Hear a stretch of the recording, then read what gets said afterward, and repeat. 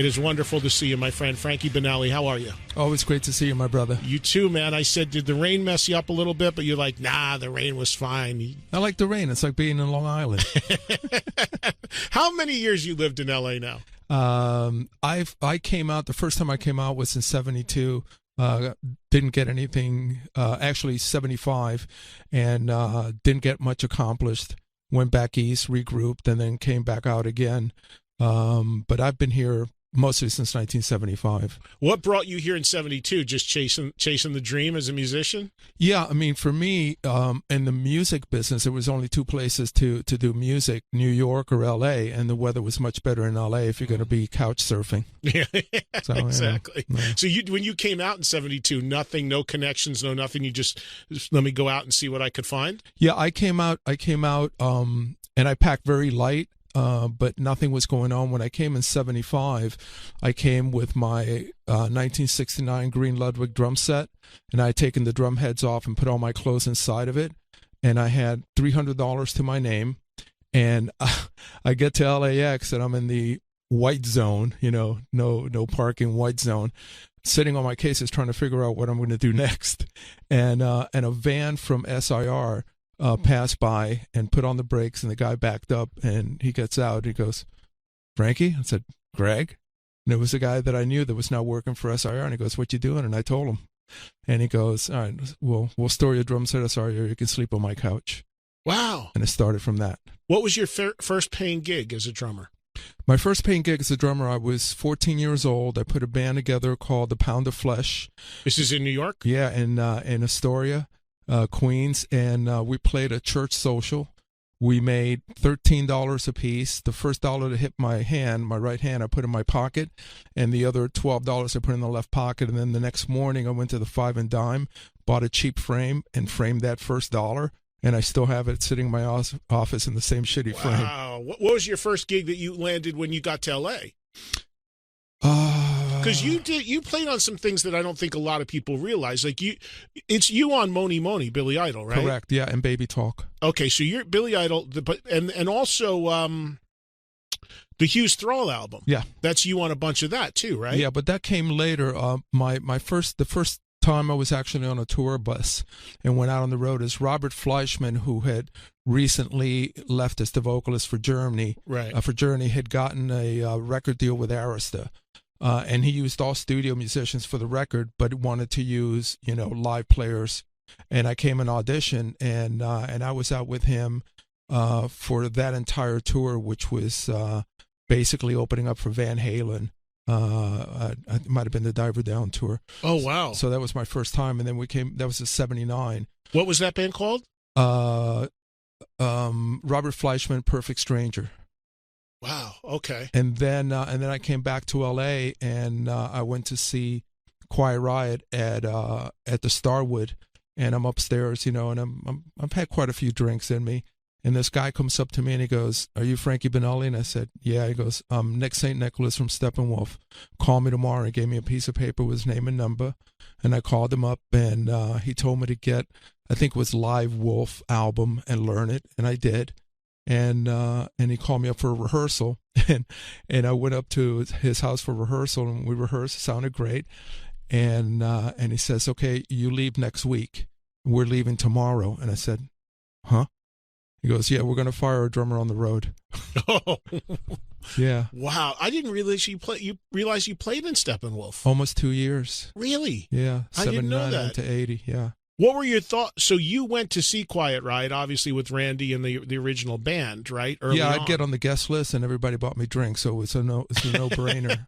What were your thoughts seeing that version of the band? Were you a fan, I imagine? Well, at this point, Kelly Garney was already out of the band. He wasn't playing bass anymore, and Rudy Sarzo was playing bass. Now, Rudy and I had met in 1972 because on November 17th, my local garage band, a three-piece called Ginger, opened up for David Bowie at Pirates World for one show on the Ziggy Stardust tour. And unbeknownst to me, Rudy and his brother Robert Sarzo were out in the audience. Now, the next day is the 18th, November 18th. That was Rudy's birthday. So I went to this club called the Flying Machine, and then Rudy went to the club called Flying Machine, and he comes up to me, and the bass player and I looked similar, so he thought I was the bass player, and he's going on telling me, how much he loved the drummer, and I was just reeling it all in. And then when he was done, I put my hand out and I said, by the way, I'm the drummer, Frankie Banali. And he turned around and walked away. That's how we met. One other thing about early history, I always wanted to ask you, Moni Moni by Billy Idol is to this day like a classic rock staple. It's played everywhere in every nightclub they play it, and everywhere. How did it come to be that you cut the drums on that? I received a call. To this day, I don't know how Keith Forsey, Billy's producer, got my phone number. I think another producer recommended him to me because after the fact, he told me, I heard that you're a real professional. You learn the material, you cut fast, and you leave. And I said, yeah, that's pretty accurate. So I met Billy, and we went to the Rainbow and had a couple of drinks, and we're discussing not even music, we're discussing films that we both enjoyed. And the next day went into the studio, and it took 45 minutes to get the drum sound, 30 minutes to cut the track. And they said, it was great. Can you do some more? And I said, I have time for one more, because I was double booked. I was booked to go into the studio with Roy Thomas Baker that evening to cut production demos for J.C. Crowley, who used to be in Player. Oh, wow. Wow. Was there ever a side of you that there's all these drummers that are unbelievable session guys, and they go in and they cut the track, and sometimes you don't even know they're on the record, and or even any musicians. I mean, a guy like Steve Lukather, all these guys that are just the pros that go in, they do it, and they're very comfortable making a great living doing that. Mm-hmm. The hired guns, behind the scenes sort of guys. It sounds like you could have very well went down that road if it hadn't been for joining Quiet Riot. Was that of interest to you, or were you always a guy that wanted to really be out there on the stage and be recognized? Well, I enjoy both sides of it. I enjoy being in the studio under the microscope because it's very unforgiving. But I differ with a lot of studio drummers, whereas a lot of studio drummers will learn the entire thing, from top to bottom, and they will play that the same way every time. I will learn the entire song and all the signposts that need to be fixed. But what happens in between those spots, I leave it to spontaneity. Otherwise, it becomes sterile to me. So it's got to have a feel, it's got to have a pocket, it's got to have a groove. Otherwise, it just becomes mechanical. The other side of the coin is I love performing live, because what you get back from the audience is what spurs you on, to do your very best. Yeah, for sure.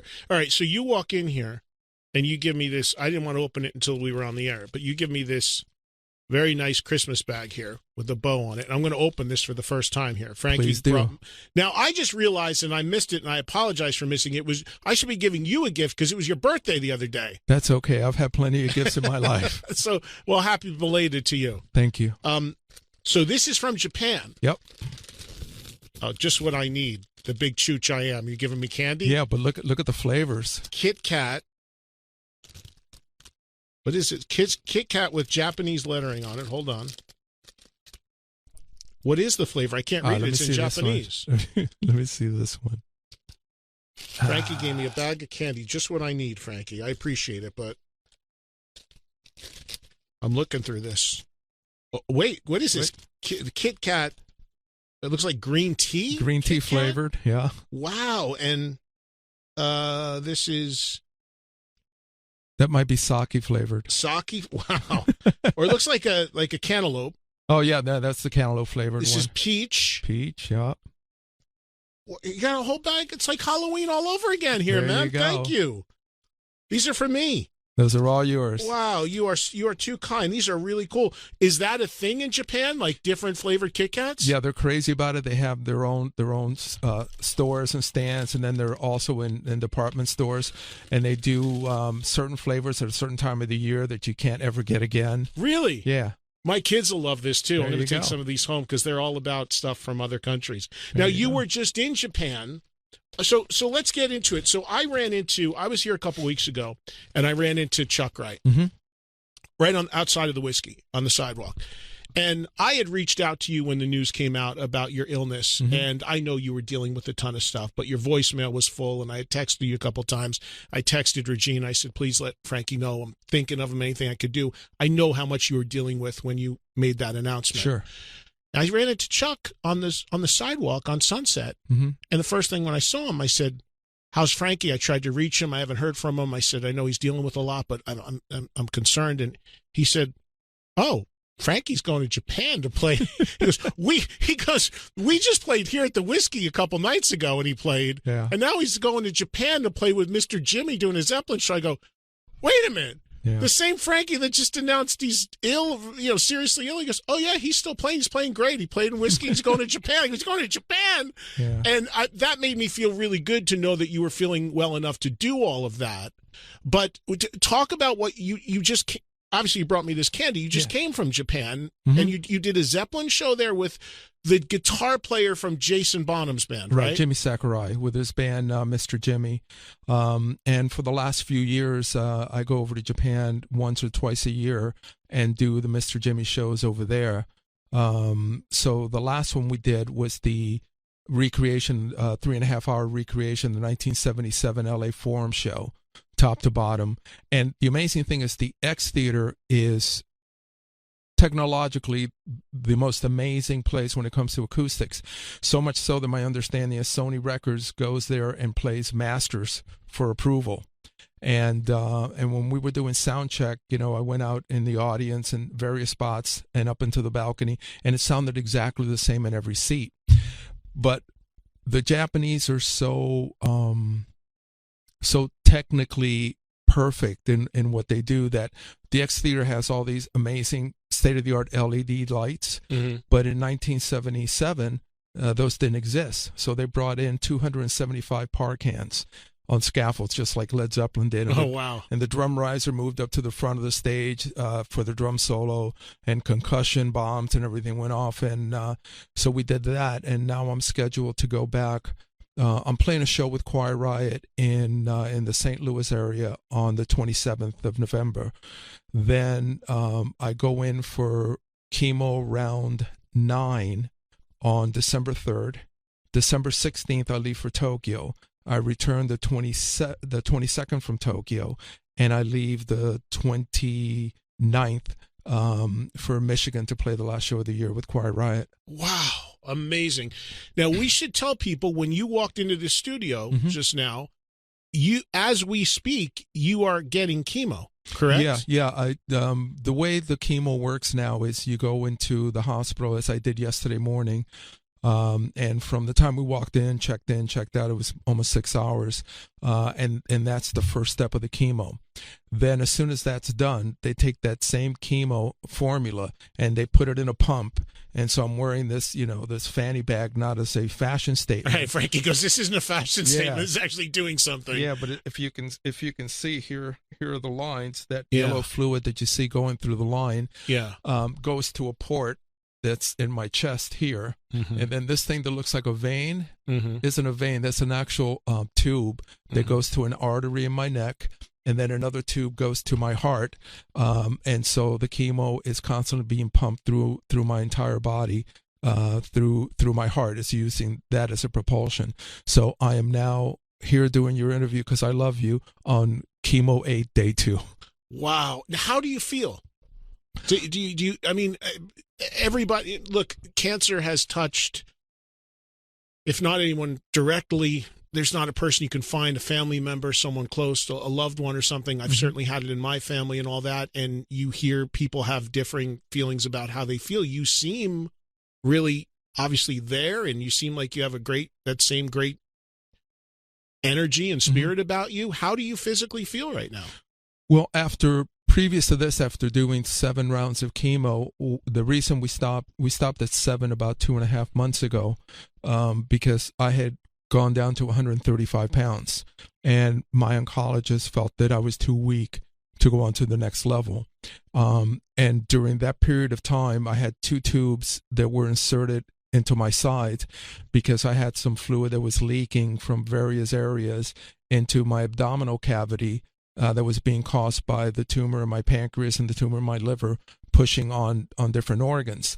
What that meant was that I couldn't eat any solid foods because the tumor was pushing down and wouldn't allow me to get any food into my stomach. So I went down to 135 pounds. What did you weigh? on April 17th, when I was diagnosed, I was a very healthy 1977 John Bonham, 197 pounds. Okay. And went down to 135. Mm-hmm. And so they tried to put a stent valve in, which would have made it possible for me to eat solid foods, and for it to get into my stomach and the intestines and all of that. And after 3 tries, they just couldn't do it. And so the doctor, when I came out of anesthesia from surgery, I said, "So are we good?" And he goes, "No, we couldn't get past the blockage." And I said, "Am I going to have to be wearing this tube and this bag for the rest of my life?" And he goes, "Yeah, it's likely." And I said, "No, I don't accept that. I'm going to stop treatment because this is a very poor quality of life." And he says, "Well, hold on." And he left and had a meeting with his surgeons, and he came back and he goes, "We're going to try one more thing." And it was literally a Hail Mary play. I had been in the hospital since 9 a.m. that day, going through all of this. It's now 6 o'clock in the afternoon, or 6 o'clock in the evening. They rolled me back into surgery, and by 9:15, when I came out of anesthesia, he says they were able to put the stent in. So in due course, the tube was removed, and I've been able to start eating food. And do you have now? You got to going to Japan is not across the street. Yeah. And you got Quiet Riot gigs. You're going back to Japan. You've got a lot. You have now the energy and the stamina to do that. You have the energy and stamina to play a full show, no problem. Yeah. It hasn't impacted your playing or your wind or anything. No. Here's the strange thing. Like there's so many side effects that come along with chemo, and side effects get added on to you as you do more chemotherapy. And the recovery time is a bit longer each time. The amazing thing is that right now I have no feeling in my fingertips and no feeling in my toes, and I sit behind the drums and everything works flawlessly. Wow. Yeah, I mean, I don't know why. I don't question it for fear that if I question it. Right. Yeah, but it's been great. No, I did the whiskey show, which is the one that I did a week after I went public with the disease, and timing was great, energy was great. You played the whole show. Yeah, power was great, no mistakes, all the correct things that Chuck and Alex and Jizzy Pearl are used to hearing, that the sub drummers I got over the summer just didn't get. Yeah, it was a great experience.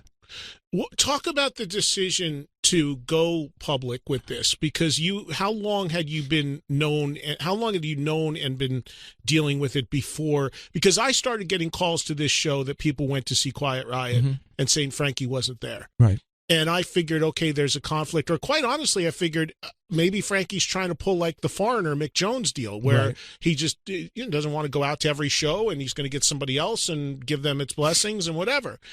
And then, of course, the news came out that you were battling pancreatic cancer. How long had you been dealing with it before going public with it? Over 3 months. Over 3 months. Yeah, what happened, I was diagnosed. The series of events is I was going to play a couple of songs with Alex's side project, Hookers and Blow, for the Rainbow Parking Lot gig. And this was in April.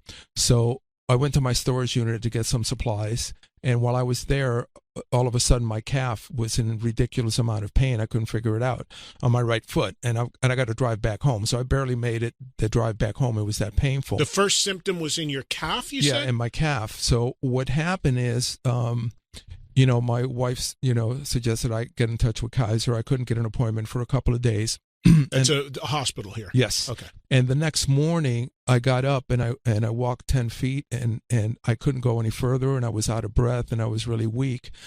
So Regina, and rightfully so, insisted that I go to emergency. So I went to emergency, and they did an ultrasound of my right calf, and they did a scan of my upper.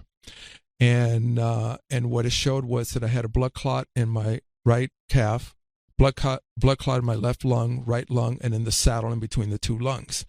The concern was if they dislodge, they only take 2 routes. One to your brain, aneurysm, end of story. The other one to your heart attack, end of story. A byproduct of the scan caught a little bit of my liver, and they saw something that didn't look right. So now this is 3:30 in the morning. I'm still at ER.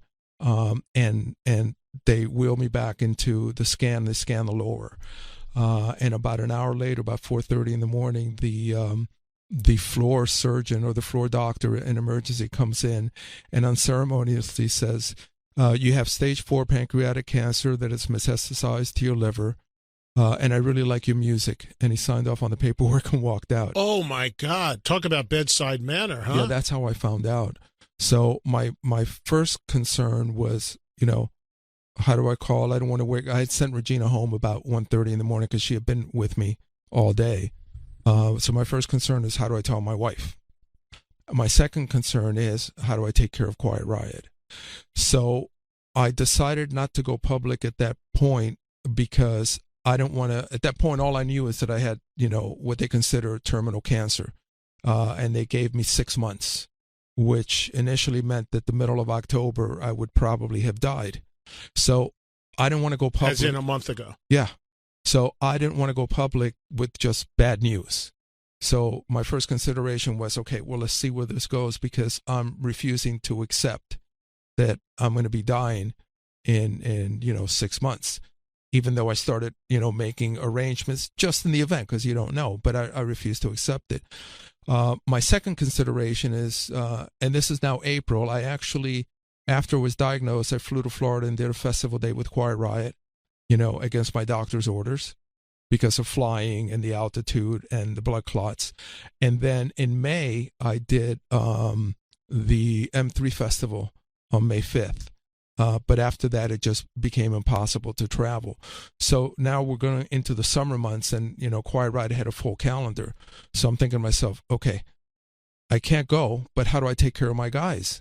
They all have expenses, they have families and everything. Right. So I got in touch with my agent, Mark Hyman at ATI, and we discussed having the band go out with substitute drummers. There were some promoters that, were concerned that I had to talk off the ledge. We only lost 2 shows with the... Were those promoters aware of why, or did you just say you couldn't play the date? No, initially they were not aware of why, because no matter how much you say, this is private information, right, it's the internet, it's going to be out there. But by and large, we're able to talk the rest of them off the ledge. There was one promoter that's a longtime friend for about 30 years, that he's the one that put on the Heavy Montreal Festival, mm-hmm, and I was straight up front, with him. The reason why I ask that question is because if you're a promoter and you're told Frankie Banali can't play, he just doesn't want to show up, or right, because he's battling cancer. Right. I would think there'd be a different approach, different, let's try to help out here. Let's take, mm-hmm, the date. Frankie, get better. Send us who your sub is. Let's go. Sure. Versus, if somebody just, because there's a lot of that out there now with a lot of bands that it's just guys not showing up, or they don't want to do it. They want to stay home and just run it. And there's a lot of that. So that's would definitely be a different, I think, read on it if, mm-hmm, you knew what was going on. But I also understand you not wanting to, because you're right. No matter who, it's going to get out there. Yeah, I mean, it would have been playing and rightfully so, the sympathy card. But the problem is that, let's say, promoter so-and-so gets off the phone and happens to say to his assistants, I can't believe this. I just found out Frankie Banali has, a really bad cancer. Yeah. Boom. On the internet. Yeah. So I wanted to avoid that. But, by and large, there were no issues. But I'm ready to go back out on the road again with Quiet Riot, and I've made that very publicly and very clear. And we already have a number of dates for Quiet Riot for 2020 on the books.